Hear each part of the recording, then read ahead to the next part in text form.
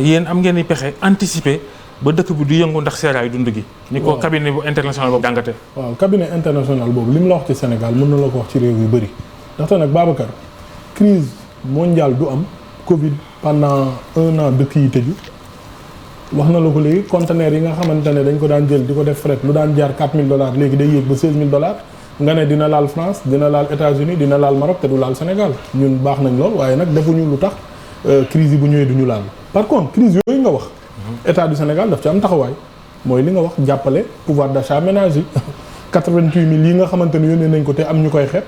c'est ay population yoo xam ne peut-être bu leen ko état Sénégal yóbbalul peut-être dinañ am jafe-jafe bu ñu jëndee ceeb ñaareel ba mooy salaire wu fonctionnaire yi nga xamante ne ñoom ñoo nekk di jàngal suñu njaboot yi ci école yi ñoom ñooy fekk nit ñi ci biir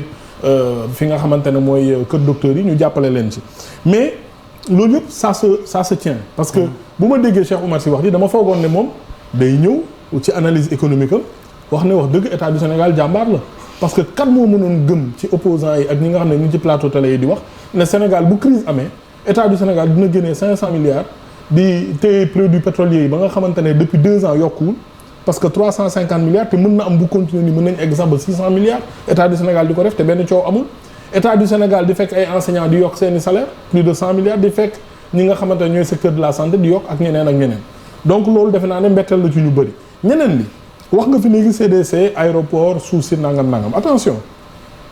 baax na ñuy informé wu ci dossiers yi ndax ñuy comprendre état du Sénégal dafa am suuf biir aéroport mu ne caisse de dépôt au lieu mu koy jël di ko joxe nii dama la koy jox parce que yow da nga am rôle rentabiliser dépôt yi ñuy def ci yow joxe naa la ko 60 milliards jox ma xaalis mais xaalis bi lan la ci état du Sénégal def état du Sénégal dafa créer société d'aménagement foncier et de rénovation urbaine ne ko demal dàgga xol fa parce que suuf fa la gën a bëri c'est des milliers d'hectares alors que fii matul loolu. la société de trop. oui mais li ñu am ci ay services urbanisme fii. mais nga déglu rek lu tax ñu créer ko. ñu ne ñu jël xaalis bi jox la ci bu ko defee nga jël suuf si andi ndox andi courant defar assainissement boo xam ne inondation dootul am nga jox promoteur sénégalais yi ñu def ay kër yoo xamante ne prix yi dañ koy normé parce que loolu mooy tax enseignant bi nga xamante ne xeet na salaire am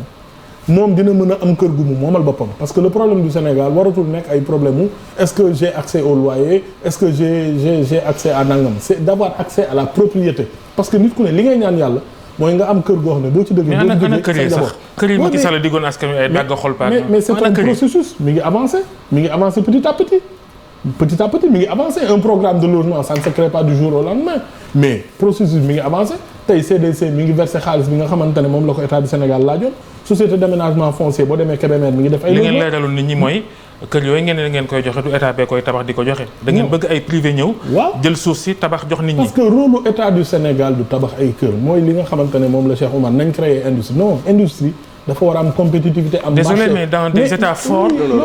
ay réew yu am doole yoo xam ni état bi day jël ay taax di ko jox nit ñi